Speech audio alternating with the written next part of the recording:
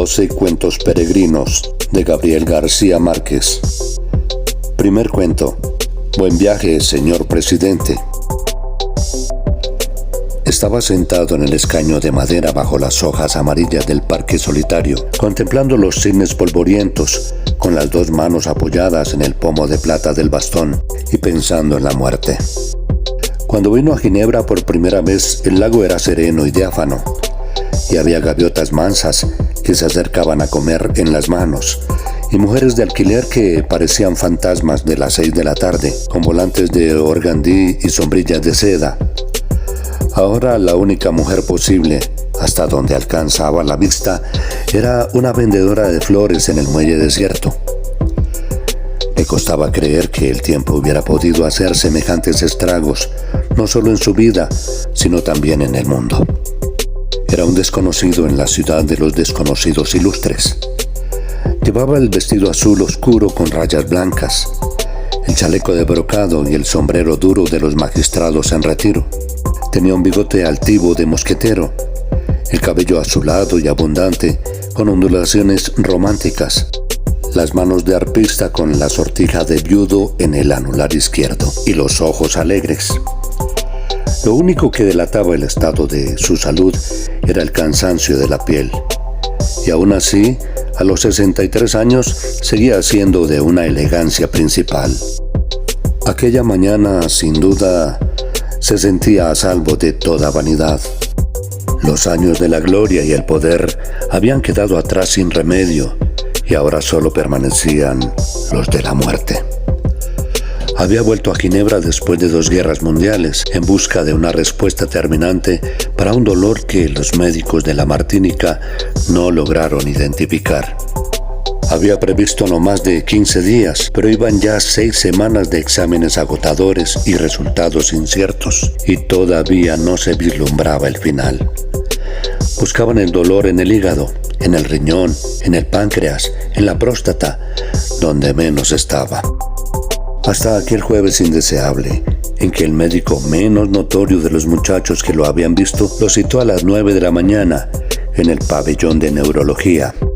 La oficina parecía una celda de monjes, y el médico era pequeño y lúgubre, y tenía la mano derecha escayolada por una fractura de pulgar.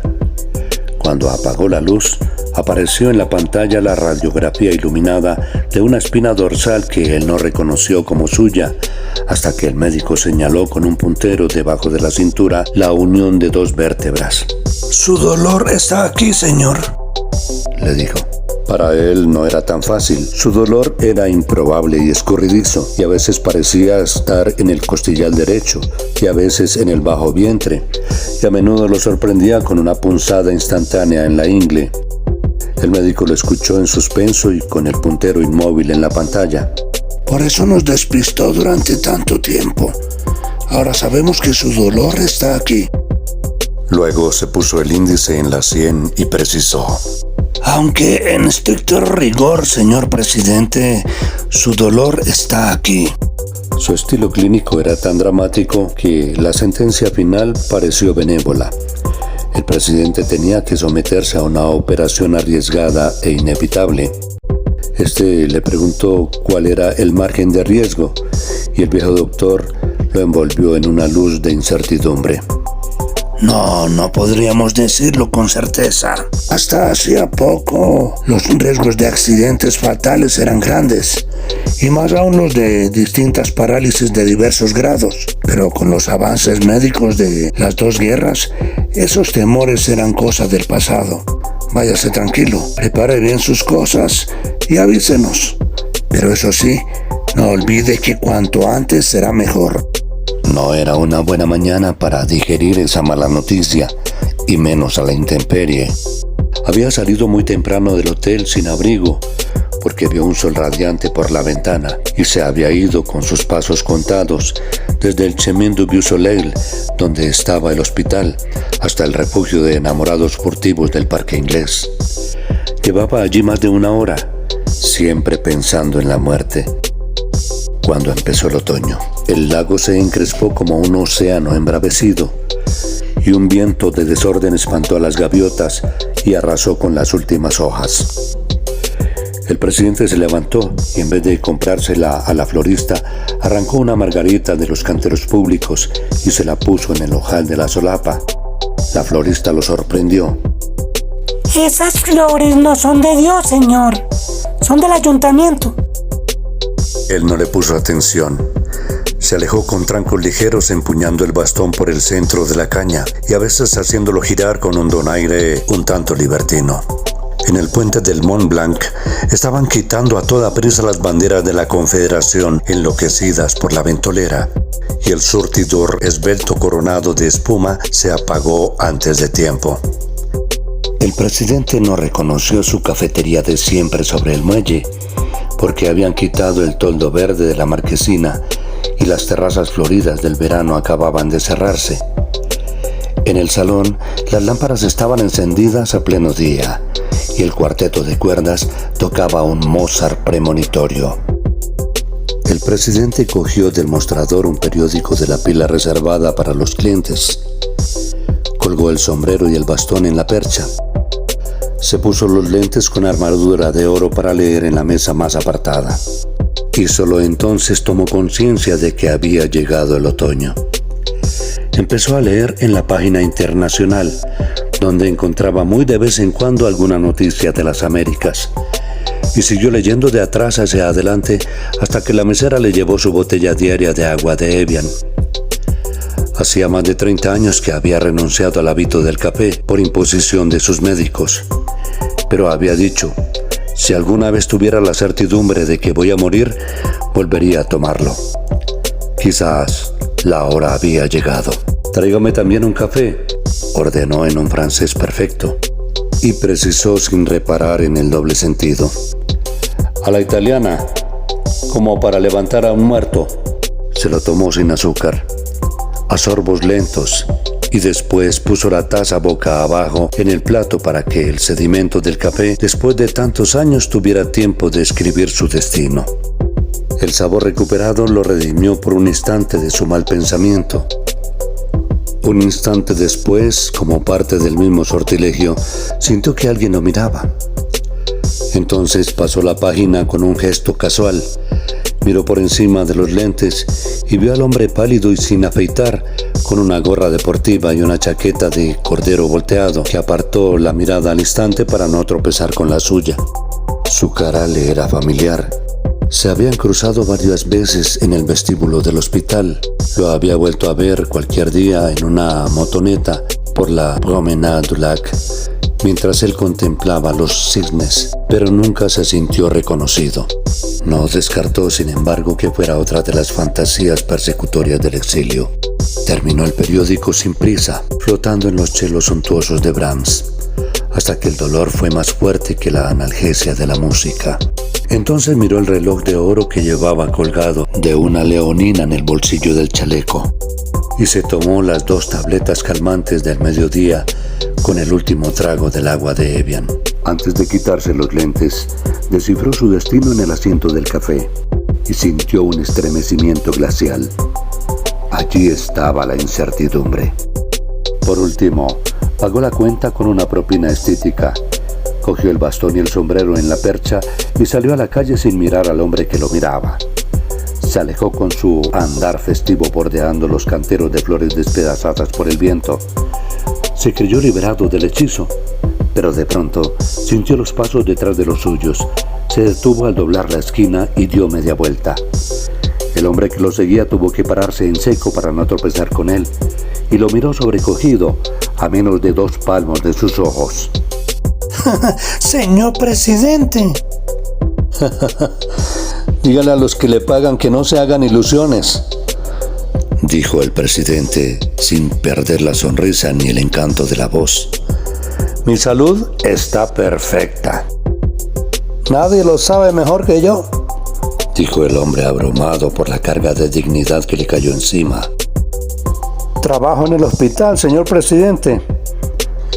La dicción y la cadencia, y aún su timidez, eran las de un Caribe crudo. No me dirá que es médico, le dijo el presidente. ¿Qué más quisiera yo, señor? El hombre le dijo. Soy chofer de ambulancia. Ah, lo siento, dijo el presidente, convencido de su error. Es un trabajo duro. No tanto como el suyo, señor. Él lo miró sin reservas, se apoyó en el bastón con las dos manos y le preguntó con un interés real. ¿De dónde es usted? Del Caribe, señor. De eso ya me di cuenta, dijo el presidente. ¿Pero de qué país?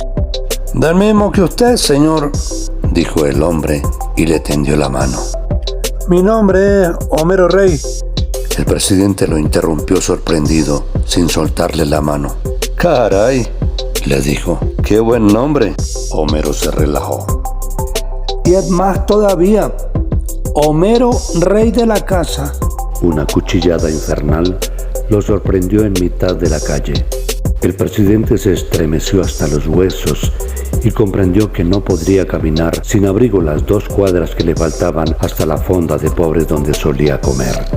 ¿Ya almorzó?, le preguntó a Homero. No, yo nunca almuerzo, dijo Homero. como una sola vez en la noche en la casa. Bueno, pues haga una excepción por hoy, le dijo él con todos sus encantos a flor de piel. Lo invito a almorzar. Lo tomó del brazo y lo condujo hasta el restaurante de enfrente, con el nombre dorado en la marquesina de lona, Le Boeuf Couronné. El interior era estrecho y cálido y no parecía haber un sitio libre. Homero Rey, sorprendido de que nadie reconociera al presidente, siguió hasta el fondo del salón para pedir ayuda. ¿Es presidente en ejercicio?, le preguntó el patrón. ¿No?, dijo Homero. ¿Derrocado? El patrón soltó una sonrisa de aprobación. Para eso tengo siempre una mesa especial. Los condujo a un lugar apartado en el fondo del salón, donde podían charlar a gusto. El presidente se lo agradeció. No todos reconocen como usted la dignidad del exilio, dijo. La especialidad de la casa eran las costillas de buey al carbón. El presidente y su invitado miraron en torno y vieron en las otras mesas los grandes trozos asados con un bordo de grasa tierna.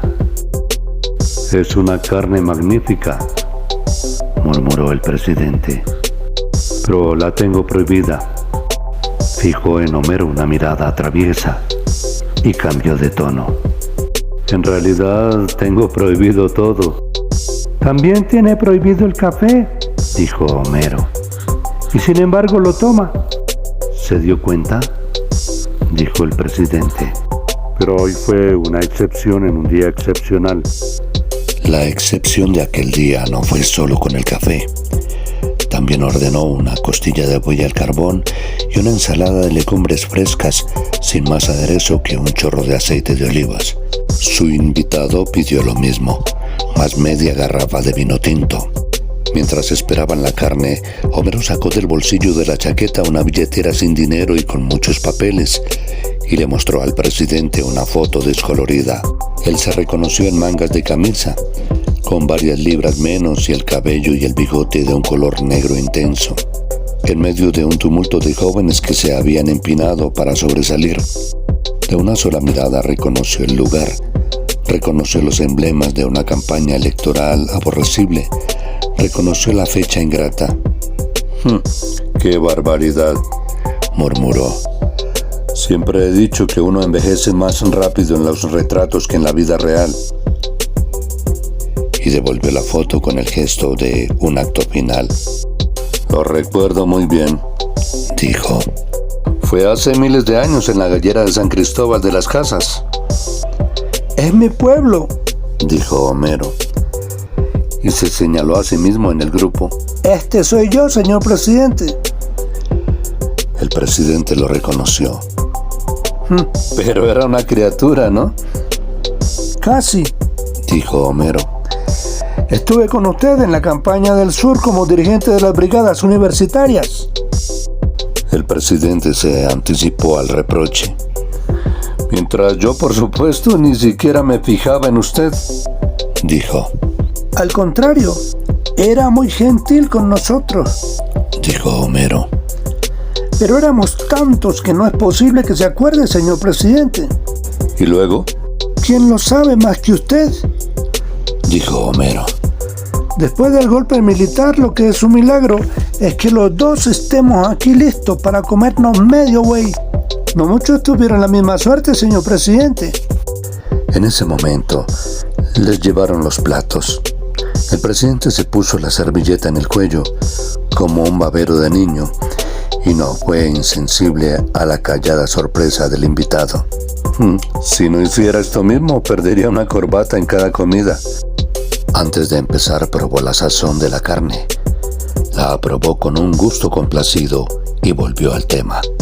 Lo que no me explico es por qué no se me había acercado antes, en vez de seguirme como un sabueso. Entonces, Homero le contó que lo había reconocido desde que lo vio entrar en el hospital por una puerta reservada para casos muy especiales. Era pleno verano. Él llevaba el traje completo de lino blanco de las Antillas, con zapatos combinados en blanco y negro, la margarita en el ojal y la hermosa cabellera alborotada por el viento. Homero averiguó que estaba solo en Ginebra, sin ayuda de nadie, pues conocía de memoria la ciudad donde había terminado sus estudios de leyes. La dirección del hospital, a solicitud suya, tomó las determinaciones internas para asegurar el incógnito absoluto. Esa misma noche, Homero se concertó con su mujer para hacer contacto con él. Sin embargo, lo había seguido durante 5 semanas buscando una ocasión propicia, y quizás no habría sido capaz de saludarle si él no le hubiera enfrentado. Me alegro que lo hubiera hecho, dijo el presidente, aunque la verdad es que no me molesta para nada estar solo. No es justo, señor presidente. ¿Por qué? La mayor victoria de mi vida ha sido lograr que me olviden. Nos acordamos más de usted, más de lo que se imagina, señor presidente. Es una alegría verlo así sano y joven. Sin embargo, todo indica que moriré muy pronto. Sus probabilidades de salir bien son muy altas, señor presidente. El presidente dio un salto de sorpresa, pero no perdió la gracia. ¡Ay, caray! Es que en la bella Suiza se abolió el sigilo médico. En ningún hospital del mundo hay secreto para un chofer de ambulancia. Por lo que yo sé, lo he sabido hace apenas 2 horas por boca del único que había de saberlo. En todo caso, usted no morirá en vano. Alguien lo pondrá en el lugar que le corresponde como un gran ejemplo de dignidad. El presidente fingió un asombro cómico. Gracias por prevenirme. Comía como hacía todo, despacio y con una gran pulcritud. Mientras tanto miraba a Homero directo a los ojos, de modo que éste tenía la impresión de ver lo que él pensaba. Al cabo de una larga conversación de evocación nostálgica, hizo una sonrisa maligna. Había decidido no preocuparme por mi cadáver, pero ahora veo que debo tomar ciertas precauciones de novela policíaca para que nadie lo encuentre. Será inútil. En el hospital no hay misterio que dure más de 1 hora. Cuando terminaron el café, el presidente leyó el fondo de la taza y volvía a estremecerse. El mensaje era el mismo. Sin embargo, su expresión no se alteró. Pagó la cuenta en efectivo, pero antes verificó la suma varias veces. Contó varias veces el dinero con un cuidado excesivo y dejó una propina que solo merecía un gruñido del mesero. Ha sido un placer. No tengo fecha para la operación y ni siquiera he decidido si voy a someterme o no. Pero si todo sale bien, volveremos a vernos. ¿Y por qué no antes? Lázara, mi mujer, es cocinera de ricos. Nadie prepara el arroz con camarón mejor que ella. Y nos gustaría tenerlo en casa una noche de esta, señor presidente. Tengo prohibidos los camarones, pero los comeré con mucho gusto. Dígame cuándo. El jueves es mi día de descanso. Perfecto. El jueves a las 7 de la noche estoy en su casa. Será un placer. Yo pasaré a recogerlo. Hotelerie Dame 14 Rue de Industrie, detrás de la estación, ¿es correcto? Correcto, dijo el presidente y se levantó más encantador que nunca. Por lo visto sabe hasta el número que calzo. Claro, señor. 41. Lo que Homero Rey no le contó al presidente, pero se lo siguió contando durante años a todo el que quiso oírlo, fue que su propósito inicial no era tan inocente. Como otros choferes de ambulancia, tenían arreglos con empresas funerarias y compañías de seguros para vender servicios dentro del mismo hospital, sobre todo a pacientes extranjeros de escasos recursos. Eran ganancias mínimas y además había que repartirlas con otros empleados que se pasaban de mano en mano los informes secretos sobre los enfermos graves. Pero era un buen consuelo para un desterrado sin porvenir que subsistía a duras penas con su mujer y sus 2 hijos con un sueldo ridículo. Lázara Davis, su mujer, fue más realista. Era una mulata fina de San Juan de Puerto Rico, menuda y maciza del color del caramelo en reposo y con unos ojos de perra brava que le iban muy bien a su modo de ser. Se habían conocido en los servicios de caridad del hospital, donde ella trabajaba como ayudante de todo, después que un rentista de su país, que la había llevado como niñera, la dejó al garante en Ginebra. Se habían casado por el rito católico, aunque ella era princesa yoruba, y vivían en una sala y 2 dormitorios en el 8º piso sin ascensor de un edificio de emigrantes africanos. Tenían una niña de 9 años, Bárbara, y un niño de 7, Lázaro, con algunos índices menores de retraso mental. Lázara Davis era inteligente y de mal carácter, pero de entrañas tiernas. Se consideraba a sí misma como una Tauro pura y tenía una fe ciega en sus augurios astrales. Sin embargo, nunca pudo cumplir el sueño de ganar la vida como astróloga de millonarios.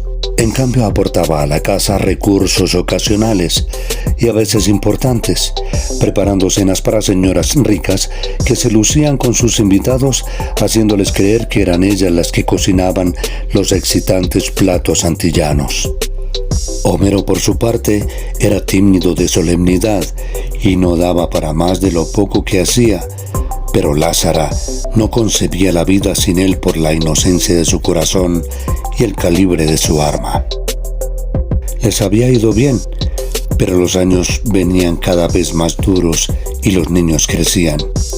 Por los tiempos en que llegó el presidente, habían empezado a picotear sus ahorros de 5 años, de modo que cuando Homero Rey lo descubrió entre los enfermos incógnitos del hospital, se les fue la mano en las ilusiones.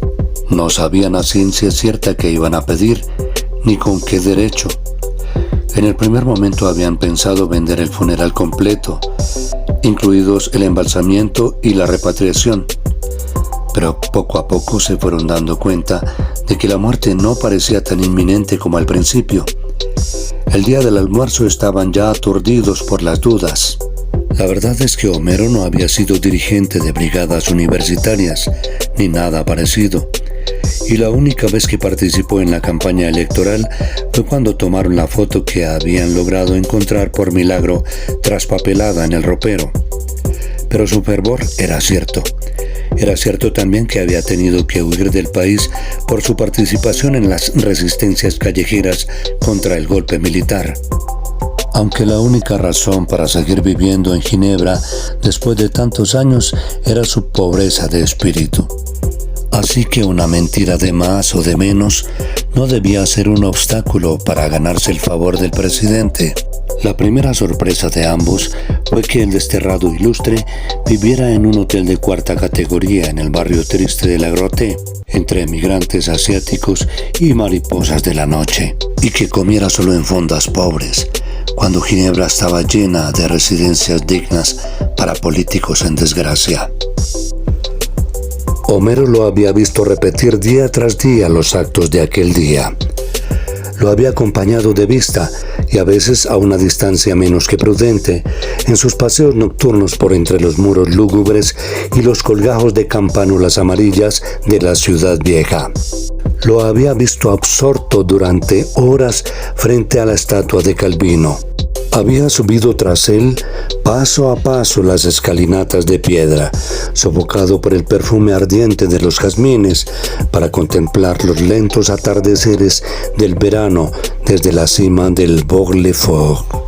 Una noche lo vio bajo la primera llovizna, sin abrigo ni paraguas, haciendo la cola con los estudiantes para el concierto de Rubinstein.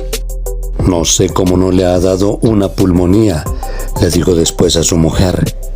El sábado anterior, cuando el tiempo empezó a cambiar, lo había visto comprando un abrigo de otoño con un cuello de bisones falsos, pero no en las tiendas luminosas de la Rue de Rome, donde compraban los emires fugitivos, sino en el mercado de las pulgas. Entonces no hay nada que hacer, negro, exclamó Lázara cuando Homero se lo contó. Eso es lo que es un avaro de mierda, capaz de hacerse enterrar por la beneficencia en la fosa común. Eso nunca le sacaremos nada. A lo mejor es pobre de verdad.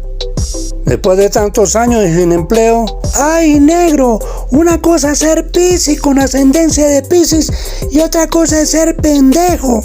Todo el mundo sabe que se lanzó con el oro del gobierno y que es el exiliado más rico de la Martinica.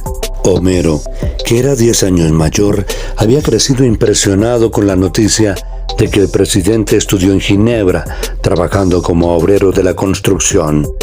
En cambio, Lázara se había criado entre los escándalos de la prensa enemiga, magnificados en una casa de enemigos, donde fue niñera de niña.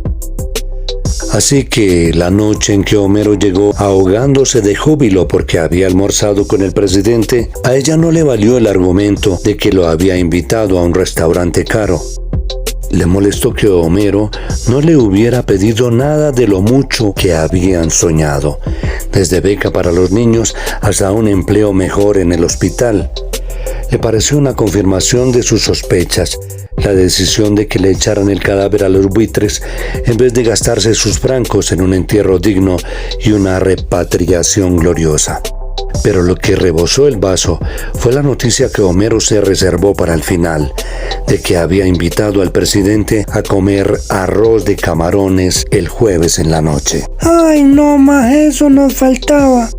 Que se nos muera aquí envenenado con camarones de lata y tengamos que enterrarlo con los ahorros de los niños. Lo que al final determinó su conducta fue el peso de su lealtad conyugal.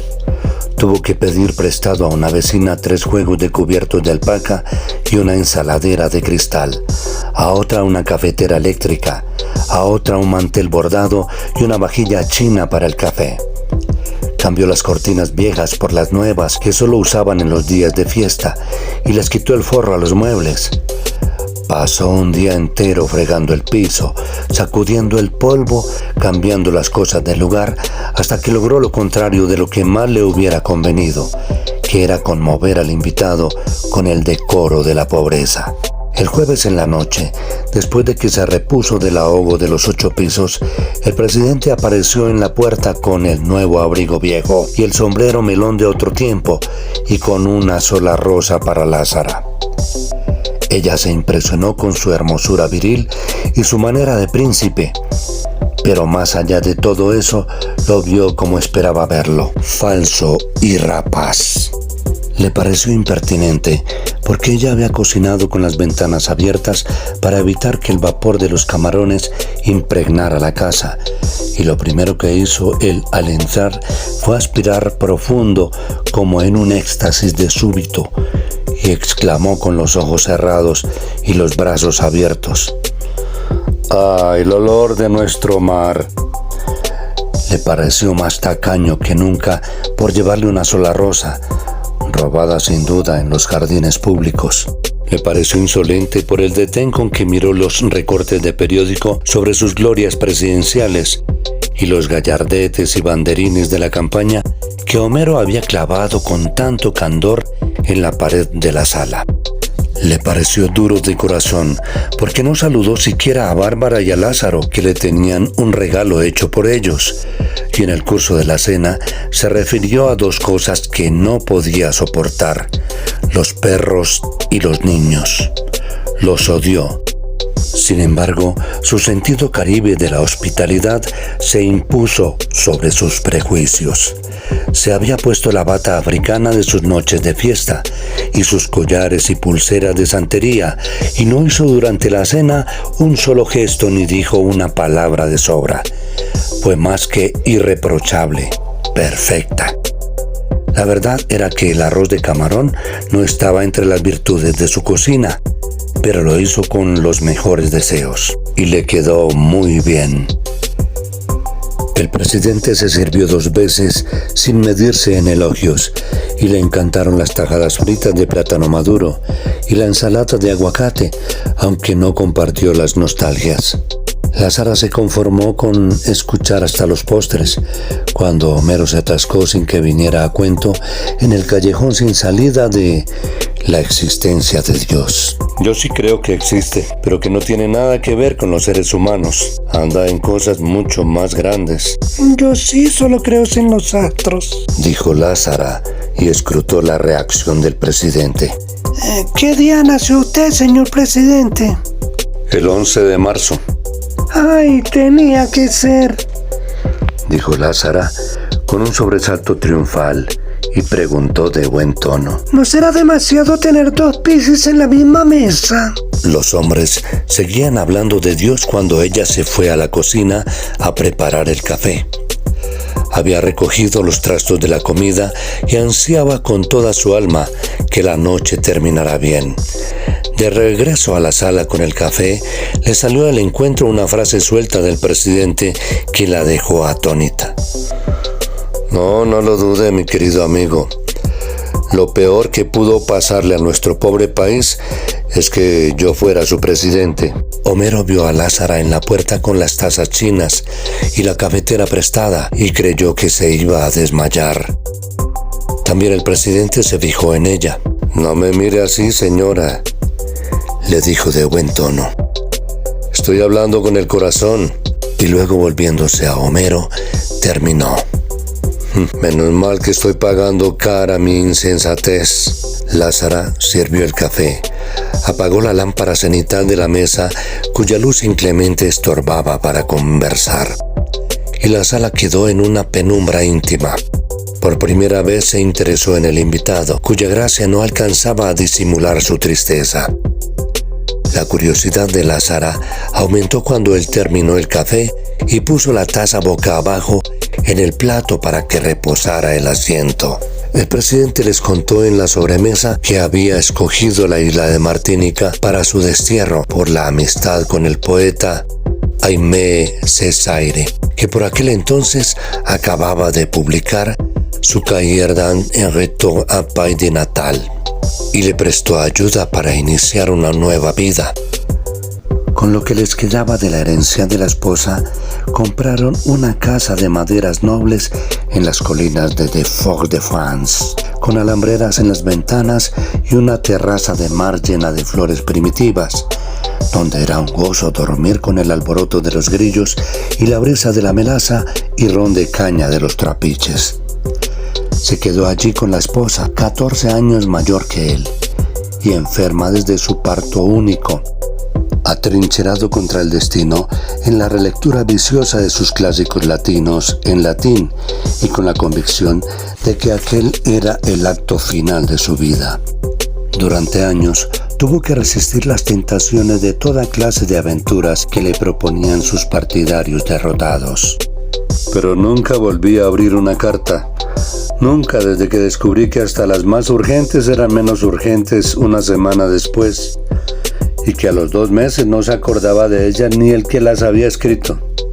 Miró a Lázara a media luz cuando encendió un cigarrillo y se lo quitó con un movimiento ávido de los dedos. Le dio una chupada profunda y retuvo el humo en la garganta. Lázara, sorprendida, cogió la cajetilla y los fósforos para encender otro, pero él le devolvió el cigarrillo encendido. Fuma usted con tanto gusto que no pude resistir la tentación, le dijo él, pero tuvo que soltar el humo porque sufrió un principio de tos. Abandoné el vicio hace muchos años. Pero él no me abandonó a mí por completo, dijo. Algunas veces ha logrado vencerme como ahora. La tos le dio 2 sacudidas más. Volvió el dolor. El presidente miró la hora en su reloj de bolsillo y tomó las 2 tabletas de la noche. Luego escrutó el fondo de la taza. No había cambiado nada, pero esta vez no se estremeció. Algunos de mis antiguos partidarios han sido presidentes después que yo. Sayago, dijo Homero. Sayago y otros. Todos como yo, usurpando un honor que no merecíamos con un oficio que no sabíamos hacer. Algunos persiguen solo el poder, pero la mayoría buscan todavía menos, el empleo. Lázara se encrespó. ¿Usted sabe lo que dicen de usted?, le preguntó. Homero, alarmado, intervino. ¡Son mentiras! Son mentiras y no lo son, dijo el presidente con una calma celestial. Tratándose de un presidente, las peores ignominias pueden ser las 2 cosas al mismo tiempo, verdad y mentira. Había vivido en la Martinica todos los días del exilio, sin más contacto con el exterior que las pocas noticias del periódico oficial, sosteniéndose con clases de español y latín en un liceo oficial y con las traducciones que a veces le encargaba Aimé Césaire. El calor era insoportable en agosto y él se quedaba en la hamaca hasta el mediodía, leyendo al arrullo del ventilador de aspas del dormitorio. Su mujer se ocupaba de los pájaros que criaban libertad, aún en las horas de más calor, protegiéndose del sol con un sombrero de paja de alas grandes, adornado de frutillas artificiales y flores de organdí. Pero cuando bajaba el calor, era bueno tomar el fresco en la terraza. Él con la vista fija en el mar hasta que se hundía en las tinieblas, y ella en su mecedora de mimbre, con el sombrero roto y las sortijas de fantasía en todos los dedos, viendo pasar los buques del mundo. Ese va para Puerto Santo. Pues no le parecía posible que pasara un buque que no fuera de su tierra. Él se hacía el sordo, aunque al final ella logró olvidar mejor que él, porque se quedó sin memoria. Permanecían así hasta que terminaban los crepúsculos fragosos y tenían que refugiarse en la casa derrotados por los zancudos. Uno de esos tantos agostos, mientras leía el periódico en la terraza, el presidente dio un salto de asombro. ¡Ay, caray!, dijo. «He muerto en Estoril». Su esposa, levitando en el sopor, se espantó con la noticia. Eran 6 líneas en la página 5 del periódico que se imprimía a la vuelta de la esquina, en el cual se publicaban sus traducciones ocasionales y cuyo director pasaba a visitarlo de vez en cuando. Y ahora decía que había muerto en Estoril de Lisboa, balneario y guarida de la decadencia europea, donde nunca había estado, y tal vez el único lugar del mundo donde no hubiera querido morir. La esposa murió de veras un año después, atormentada por el último recuerdo que le quedaba para aquel instante, el del único hijo que había participado en el derrocamiento de su padre y fue fusilado más tarde por sus propios cómplices. El presidente suspiró. Así somos, y nada podrá redimirnos. Un continente concebido por las heces del mundo entero, sin un instante de amor.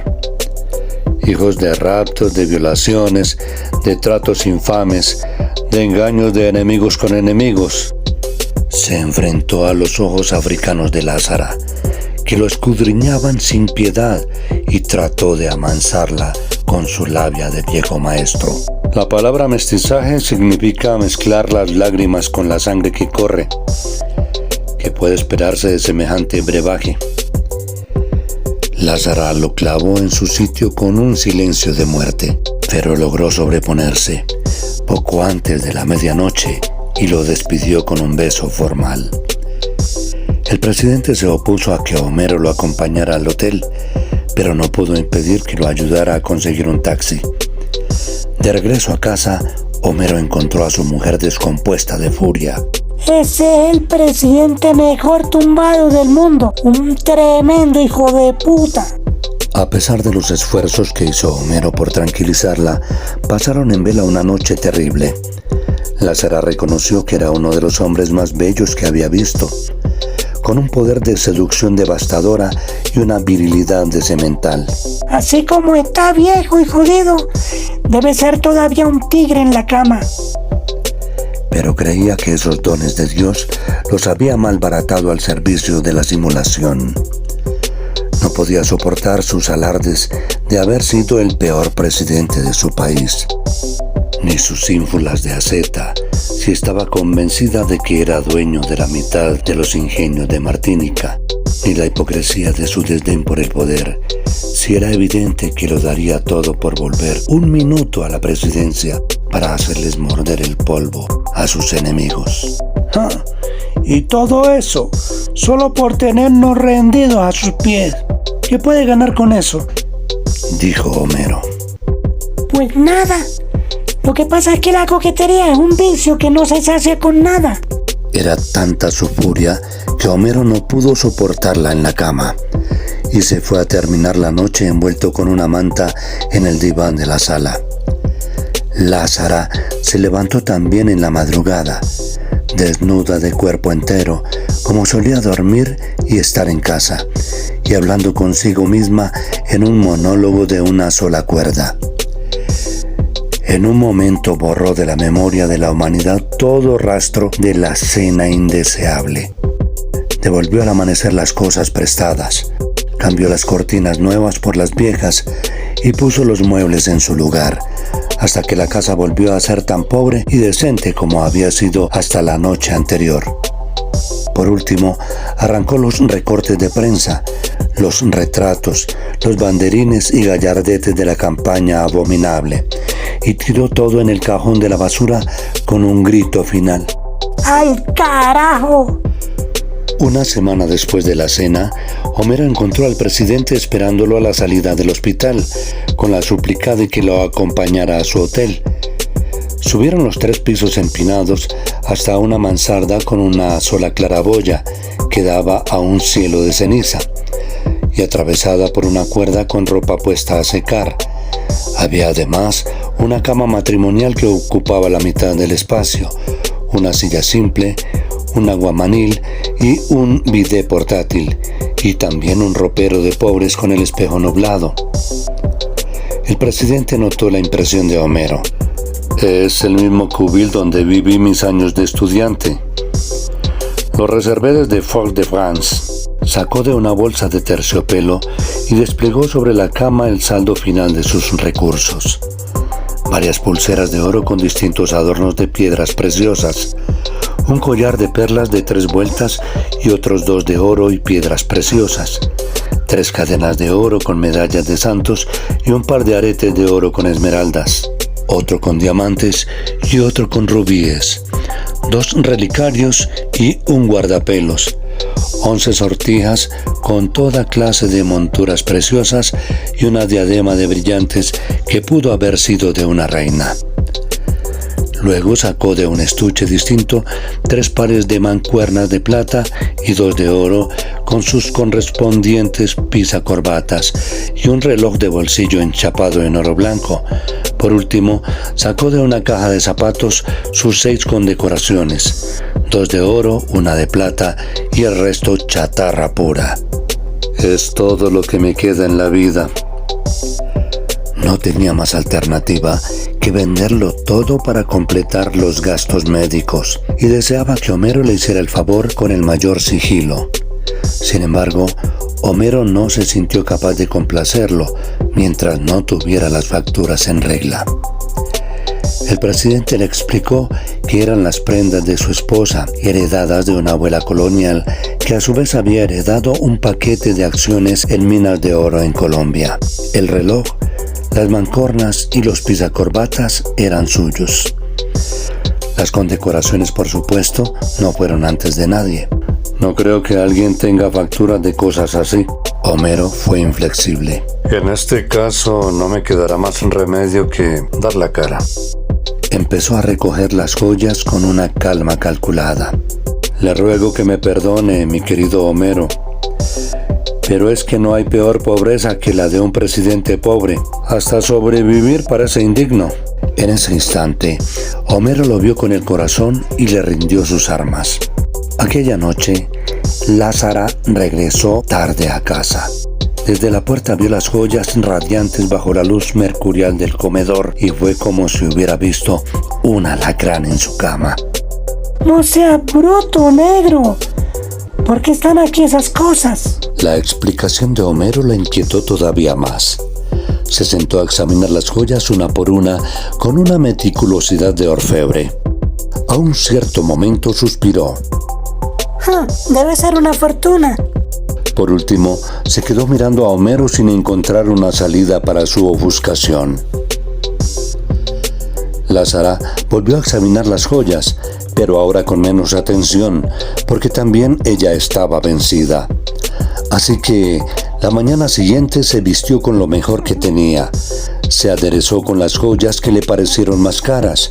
Se puso cuantas sortijas pudo en cada dedo, hasta en el pulgar. Cuántas pulseras pudo ponerse en cada brazo y se fue a venderlas. Vamos a ver quién le pide factura a Lázara Davis, dijo al salir pavoneándose de risa. Escogió la joyería exacta con más ínfulas que prestigio, donde sabía que se vendía y se compraba sin demasiadas preguntas, y entró aterrorizada pero pisando firme. Un vendedor vestido de etiqueta, enjunto y pálido, le hizo una venia teatral al besarle la mano y se puso a sus órdenes. El interior era más claro que el día, por los espejos y las luces intensas, y la tienda entera parecía de diamante. Lázara, sin mirar apenas al empleado por temor de que se le notara la farsa, siguió hasta el fondo. El empleado la invitó a sentarse ante uno de los 3 escritorios Luis XV que servían de mostradores individuales. Extendió encima un paño inmaculado. Luego se sentó frente a Lázara y esperó. ¿En qué puedo servirle?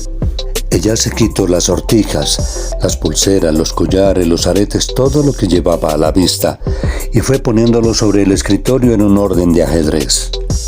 Lo único que quería, dijo, era conocer su verdadero valor. El joyero se puso el monóculo en el ojo izquierdo y empezó a examinar las alhajas con un silencio clínico. Al cabo de un largo rato, sin interrumpir el examen, preguntó: ¿De dónde es usted? Lázara no había previsto esa pregunta. Ay, mi señor, de muy lejos. Sí, me lo imagino. Volvió el silencio, mientras Lázara lo escudriñaba sin misericordia con sus terribles ojos de oro. El joyero le consagró una atención especial a la diadema de diamantes y la puso aparte de las otras joyas. Lázara suspiró. Es usted un virgo perfecto. El joyero no interrumpió el examen. ¿Y cómo lo sabe? Por el modo de ser. Él no hizo ningún comentario hasta que terminó y se dirigió a ella con la misma parsimonia del principio. ¿De dónde viene todo esto? Herencia de una abuela. Murió el año pasado en Paramaribo a los 77 años. El joyero la miró entonces a los ojos.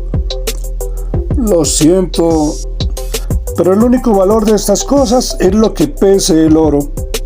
Cogió la diadema con la punta de los dedos y la hizo brillar bajo la luz deslumbrante. Salvo esta. Es muy antigua, egipcia tal vez, y sería invaluable si no fuera por el mal estado de los brillantes. Pero de todos modos tiene un cierto valor histórico. En cambio, las piedras de las otras alhajas, las amatistas, las esmeraldas, los rubíes y los ópalos, todos sin excepción, eran falsas. Sin duda las originales fueron buenas, dijo el joyero mientras recogía las prendas para devolverlas. pero de tanto pasar de generación en generación se han ido quedando en el camino las piedras legítimas, reemplazadas por culos de botella. Lázara sintió una náusea verde, respiró hondo y dominó el pánico. El vendedor la consoló. Ocurre a menudo, señora. Sí, ya lo sé. Por eso es que quiero salir de ellas. Entonces sintió que estaba más allá de la farsa y volvió a ser ella misma. Sin más vueltas, sacó del bolso las mancuernas, el reloj de bolsillo, los pisacorbatas, las condecoraciones de oro y plata y el resto de baratijas personales del presidente y puso todo sobre la mesa. ¿También esto, señora? Todo. Los francos suizos con que le pagaron eran tan nuevos que temió mancharse los dedos con la tinta fresca. Los recibió sin contarlos y el joyero la despidió en la puerta con la misma ceremonia del saludo.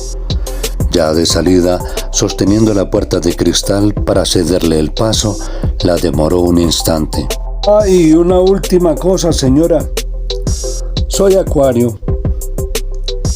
A la primera noche, Homero y Lázara llevaron el dinero al hotel. Hechas otra vez las cuentas, faltaba un poco más, de modo que el presidente se quitó y fue poniendo sobre la cama el anillo matrimonial, el reloj con la leontonina y las mancuernas, también el pisacorbatas que estaba usando. Lázara le devolvió el anillo. Esto no. Un recuerdo así no se puede vender. El presidente lo admitió y volvió a ponerse el anillo. Lázara le devolvió a sí mismo el reloj del chaleco. Esto tampoco. El presidente no estuvo de acuerdo, pero ella lo puso en su lugar. ¿A quién se le ocurre vender un reloj en Suiza? Pero ya vendimos uno. Sí, pero no por el reloj, sino por el oro. También este es de oro.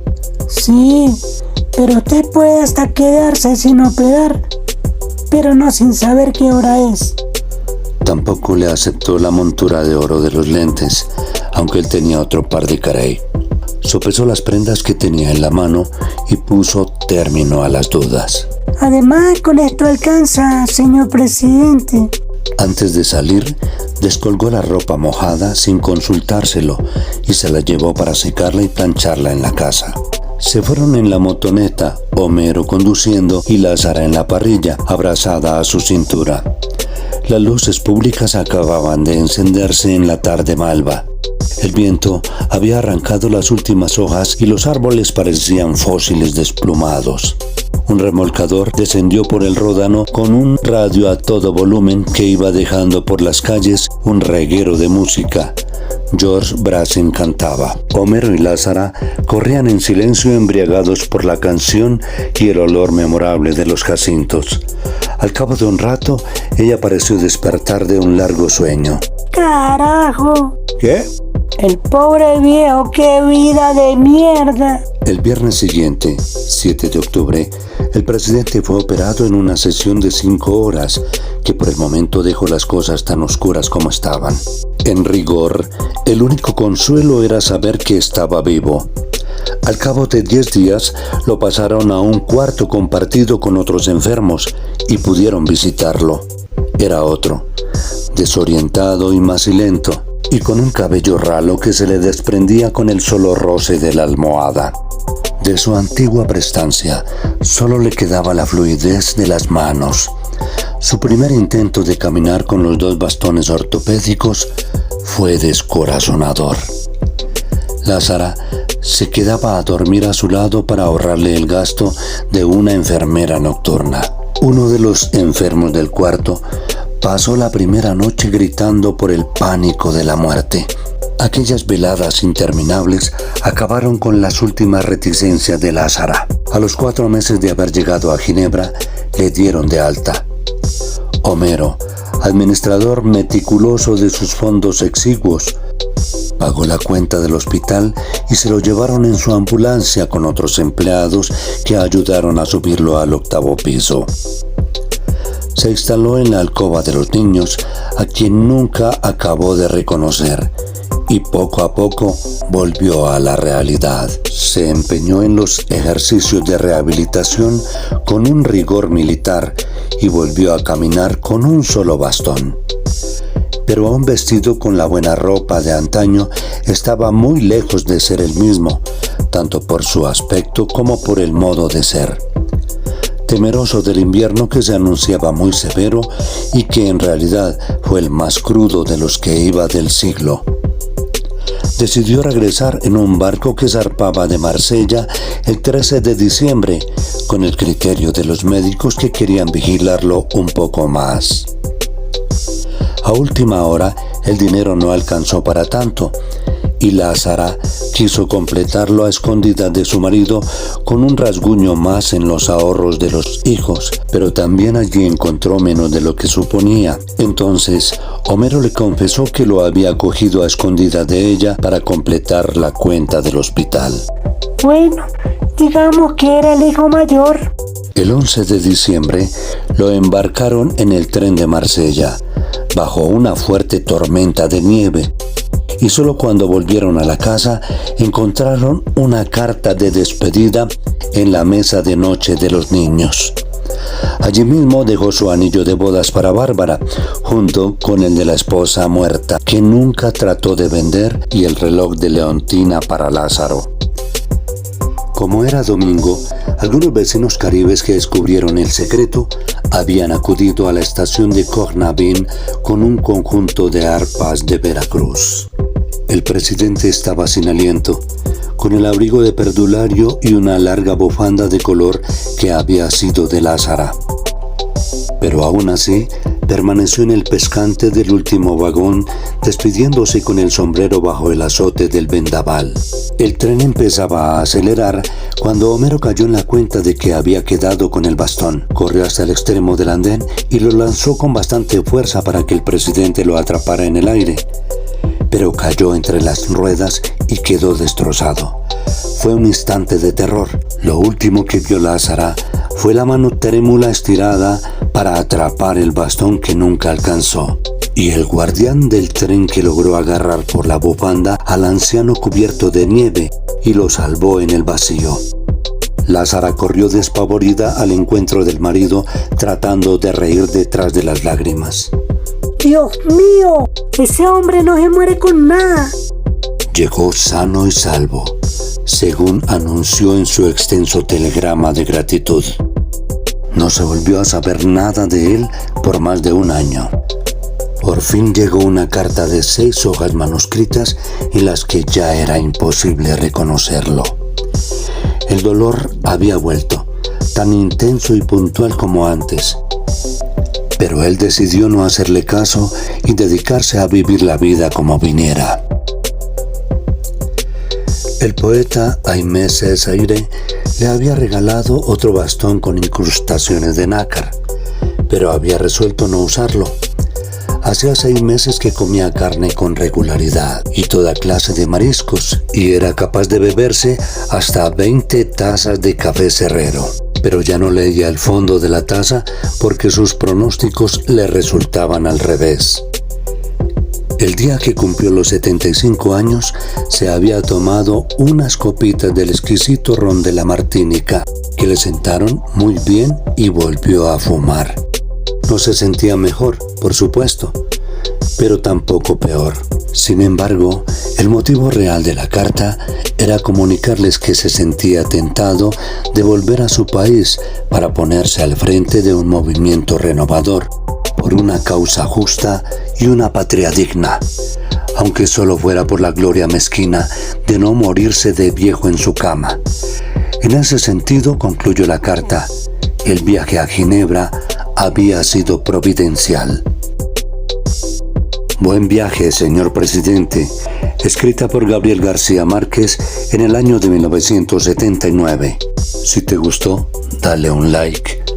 Y te invitamos a que escuches el segundo cuento de los 12 cuentos peregrinos de Gabriel García Márquez.